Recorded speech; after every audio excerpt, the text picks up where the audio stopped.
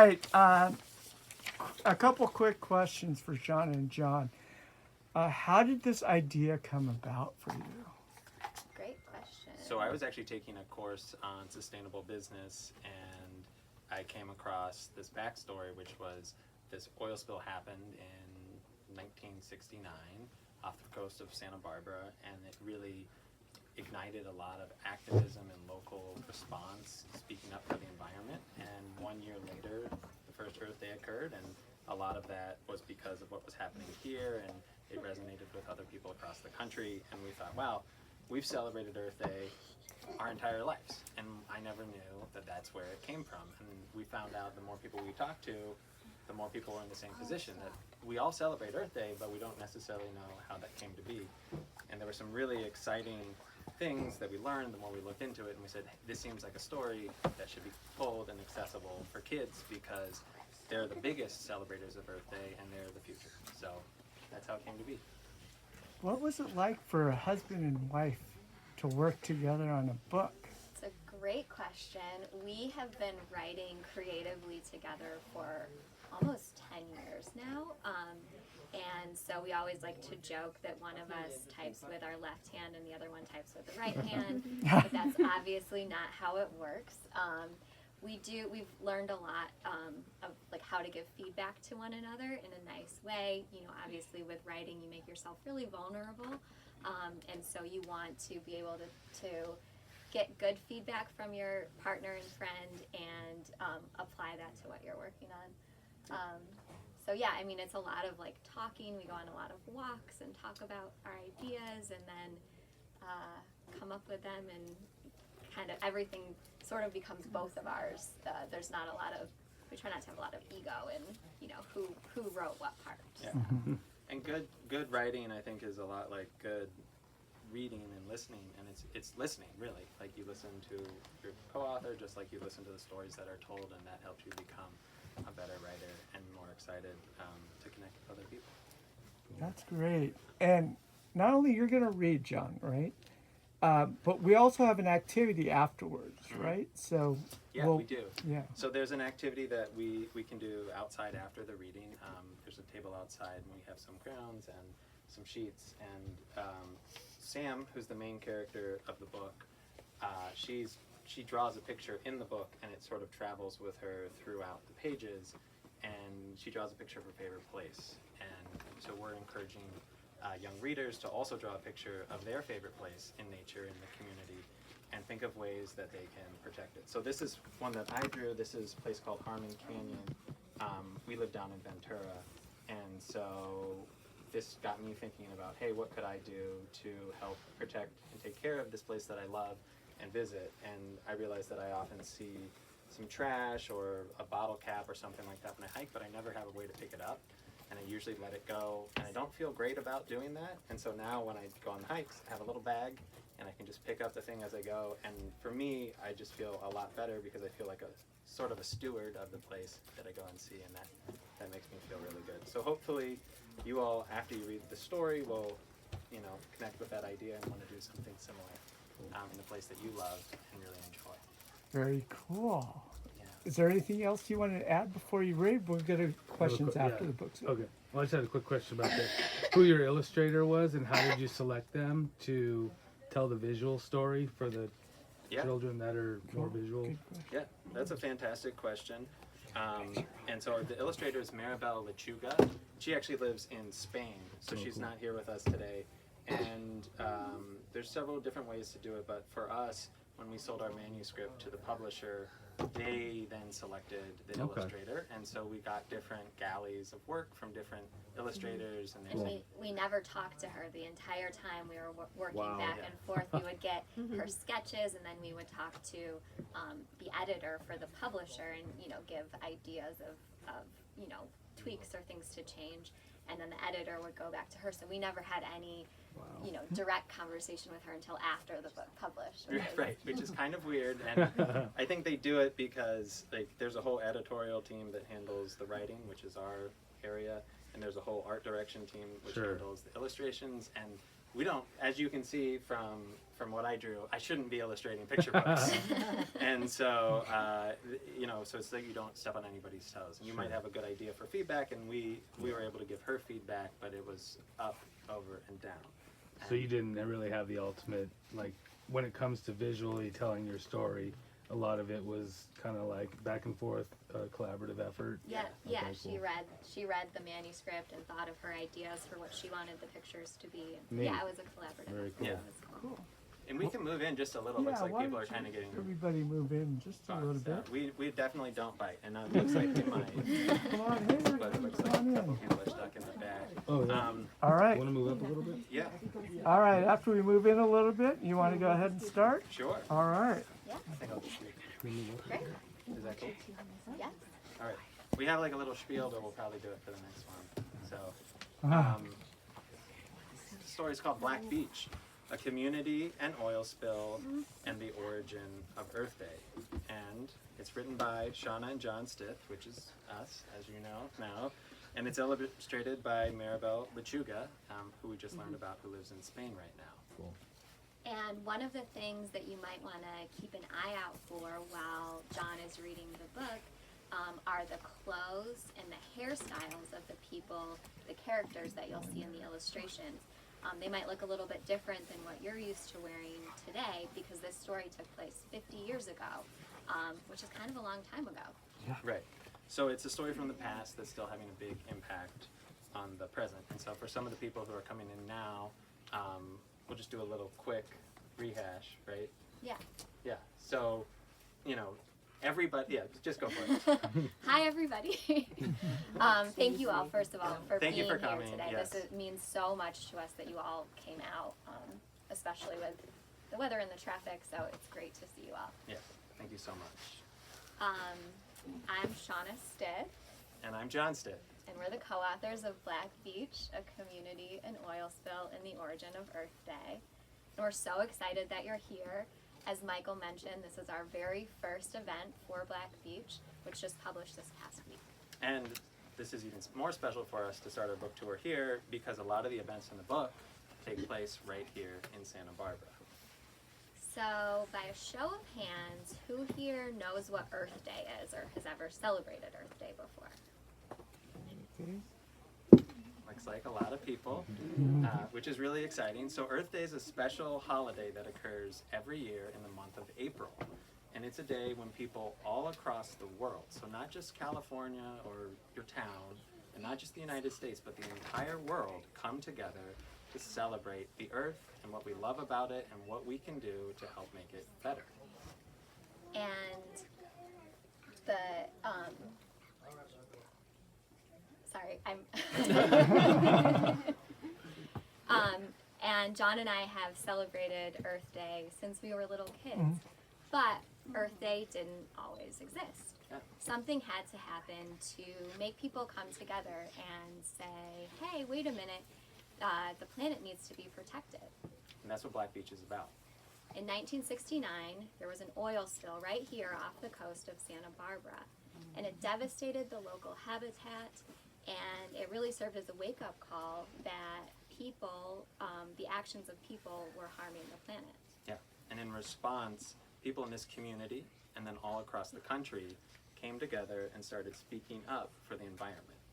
And a year later, on April 22nd, 1970, the first Earth Day was held, with events from Alaska to Florida, New York to California here, and everywhere in between. Yeah. So Black Beach is that story, which means the events that we're going to read about really happened. Now, as authors of the story, John and I had to decide how we wanted to tell this really big story and how to tell it in a way that would connect with young readers like you. And to do that, we created a main character. Her name is Sam, This is Sam. and she's a fictional character, so she's not real. And we created her to help young readers connect with the events that happened at the time of the oil spill. And feel what Sam's feeling and just understand, you know, what it would be like to experience these things. And so, like a lot of you, Sam lives here in Santa Barbara, and she loves the ocean, the waves, and all the animals. And so for her, when this oil spill happens, it's really pretty hard. But as she learns, she's not alone, she's not powerless, and it feels a whole lot better to stand up and act than to sit back and watch. Yeah, and we've discovered that in our own lives, and we hope you all will get an opportunity to discover that for yourselves too. Because just because something bad happens doesn't mean it has to be the end of the story. And for Sam and for the people of Santa Barbara, it wasn't. So how about we dive in and read the story of what actually did happen. Black Beach, a community, an oil spill, and the origin of Earth Day. Sam was in her favorite class, drawing a picture of her favorite place, when the principal came in and whispered in her teacher's ear. Sam's teacher frowned as she walked over to the window and stared out at the sea. What did the principal say? What was her teacher looking for?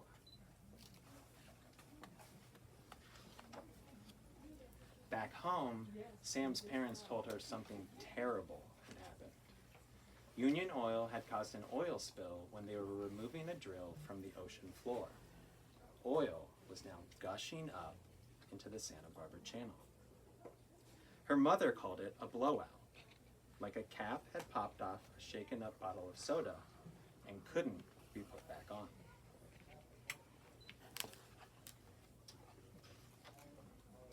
Three days later, the thick, dark oil started washing ashore. When Sam went down to see, she was anxious. What would her favorite place look like now? With each step, she could feel the weight of her worry.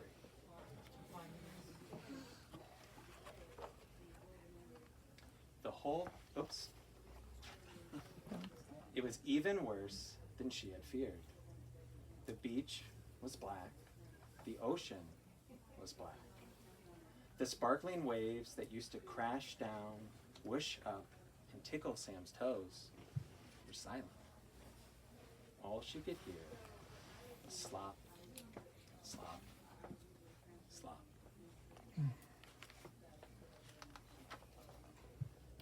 The whole town looked for ways to help, but no one really knew how. Even though offshore drilling was extremely risky, Union Oil hadn't prepared for a disaster like this. So, the people of Santa Barbara did what they could to make things better.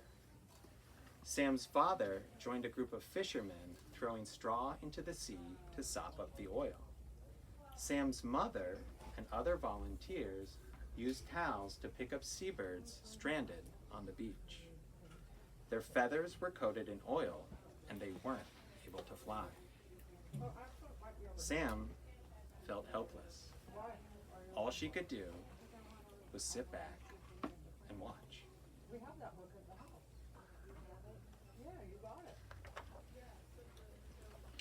At night, the news broadcast scenes from Santa Barbara.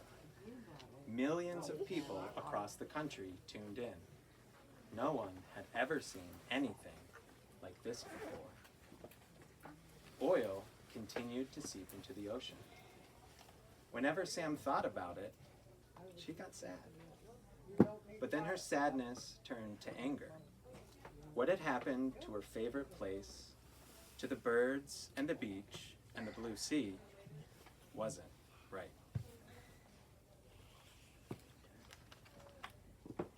Sam was done sitting back and watching.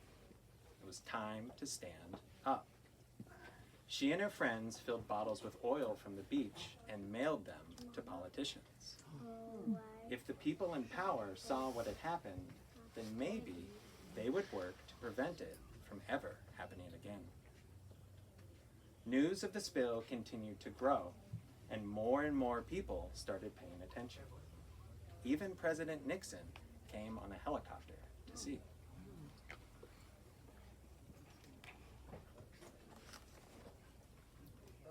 Seven months after oil burst from the ocean floor, a U.S. Senator named Gaylord Nelson visited Santa Barbara. He had been an environmental activist for years, but had often struggled to convince other politicians that the planet needed to be protected. When he saw oil was still floating on the surface of the sea, he knew he had to try to help.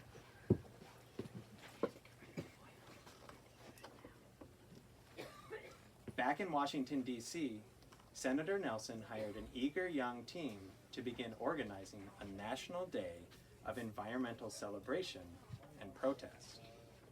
It would be called Earth Day. Their goal was to create a grassroots movement and have local communities share the environmental issues that mattered most to them.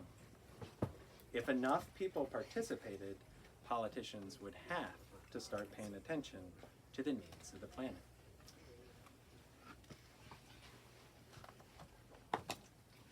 Soon, news of the event reached school children and their teachers, and they began to prepare their own activities for Earth Day. When April 22nd, 1970 finally arrived, Sam's school put on a giant Earth Day assembly. Everyone brought a can to recycle and gathered outside to learn about the benefits of beekeeping and the environmental harm caused by the insect-killing chemical DDT.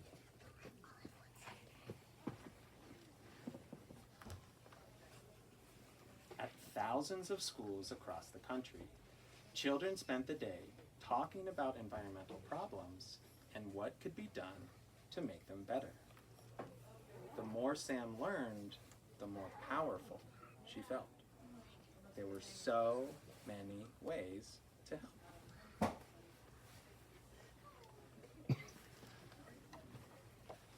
On that first Earth Day, 20 million people took a stand. Some came out to celebrate the environment, while others protested and demanded change. A movement was born.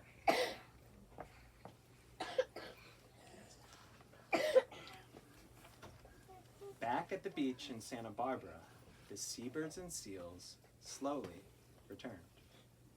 It would take years for their habitat to heal. Before the spill, Sam liked to pretend the oil rigs weren't a part of her favorite place. But now, she no longer wanted to look past them. There was still more work to do, and Sam and her friends were just getting started. The end.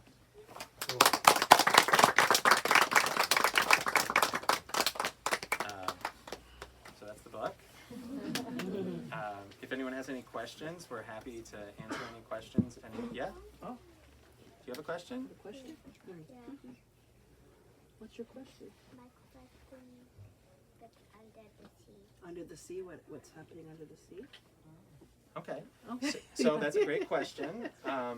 So this is an oil rig, and there's actually, oil is under the sea, but it's not in the water. It's actually under the ocean floor.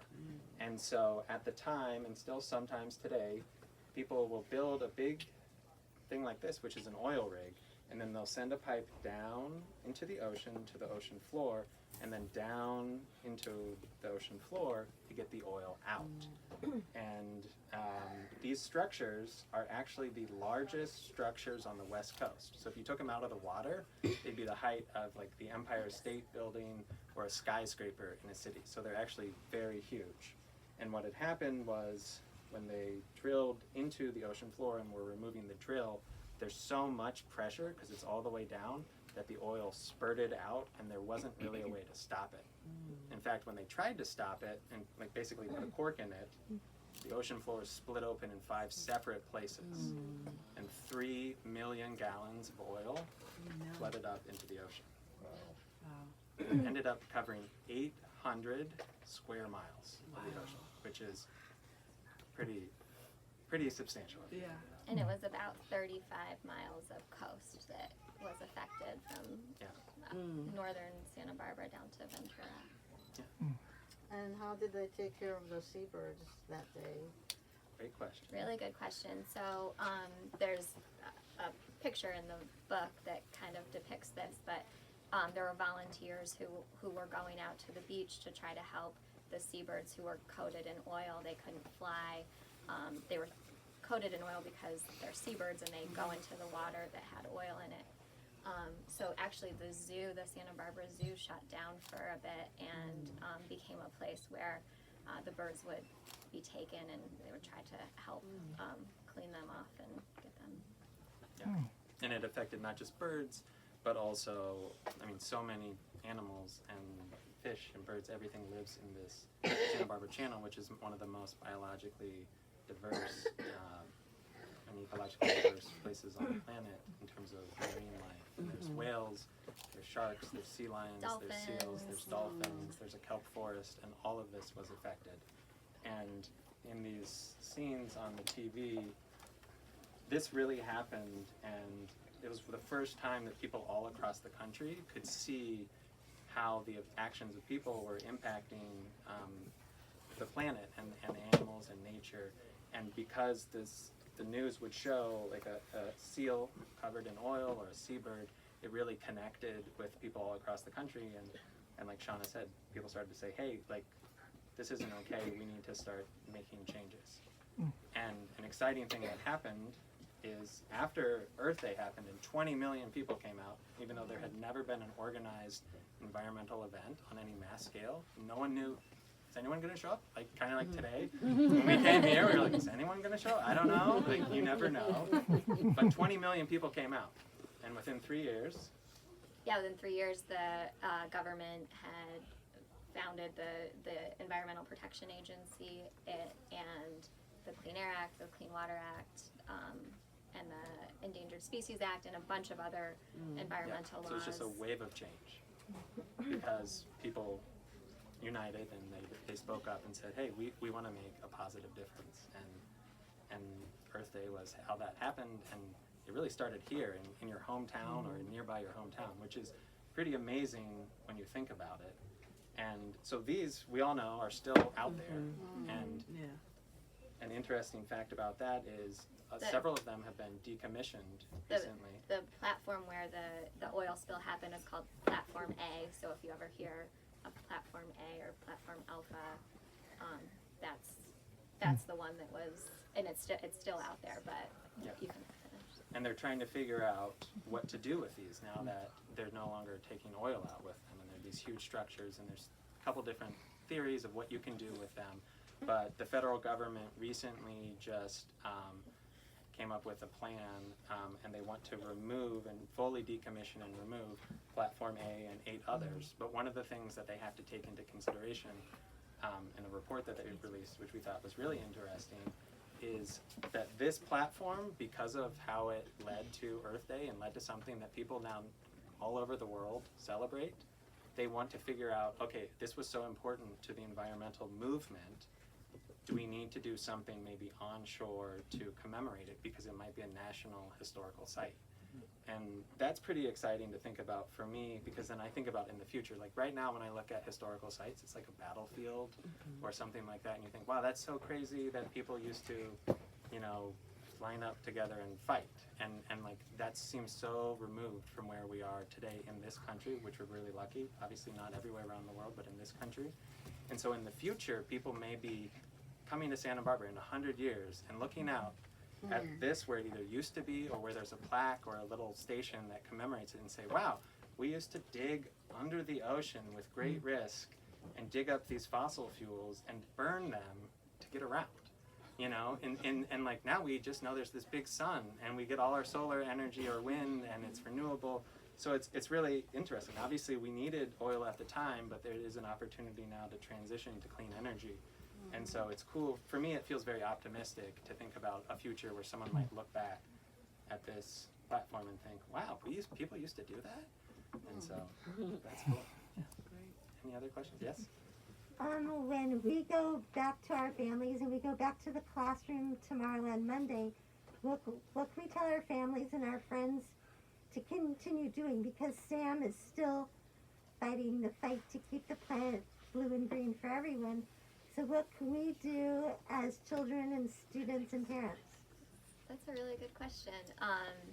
So that actually in the book, in the back of the book, we have a list of 10 things that, you know, anybody can do to be an eco-activist. And we think that it's important for everybody, you know, to be able to be an eco-activist if they want. So we could read these, or One of the biggest things that I think to do, and that's what these are all these ideas are getting at, is to show that you care through your actions. Because that's what happened, and that's what, when everyone came out on that first Earth Day, and it was 20 million people, that really changed how people thought, and they like, oh, we're not alone in caring for the planet. And by standing up, that really makes a difference. So if that means you're saying no to a plastic straw, or you're being sure to turn off the lights when you leave a room, your actions are contagious in a really good way, because someone else sees you caring, and then they start to care too, and then they start to care too, and it just goes like that. So whether it's composting or recycling, it's really starting the conversation and knowing that it's really important to do. And it, like Sam discovered, you can sit back and watch, but it doesn't feel super good.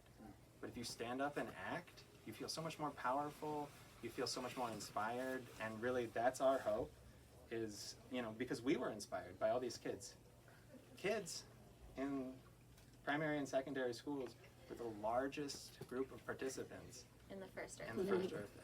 You know, And they still are. and they still are today, and like that should be such a wake-up call for the adults. That, oh wow, they really care about this, and this is their future, and this is really important, and like, be like Sam. Another thing that is really fortunate because of where we live is there are a ton of really awesome organizations in this area that are working at a grassroots level to protect our coasts, protect our forests. We volunteer with the Surfrider Foundation, and there's a chapter here in Santa Barbara. You can go out and do a beach cleanup. They do it once a month, or sometimes 2 or 3 times a month, and just get involved with groups. There's lots of groups Los here. Padres Forest Yes. Watch, there's the Ventura Land Trust, there's so many places and so many opportunities to get involved, and it's really fun. It feels good to do. What also people can do is they can bring one of these books as a gift for their school, so they have it in their library at school.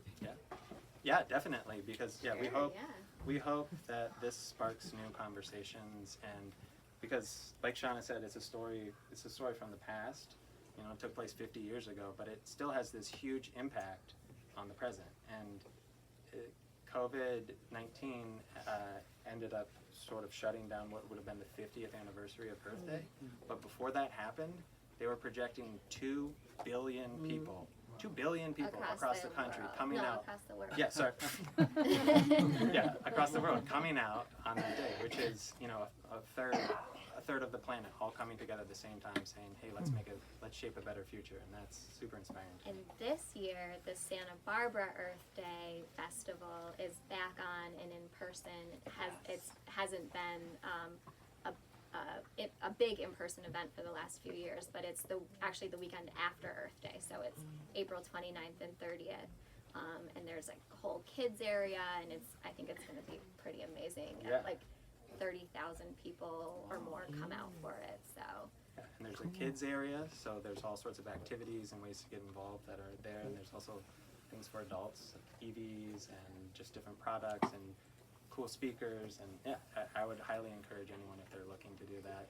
There's music, there's food, it's awesome. Will you be there with your book? We will be there with our book.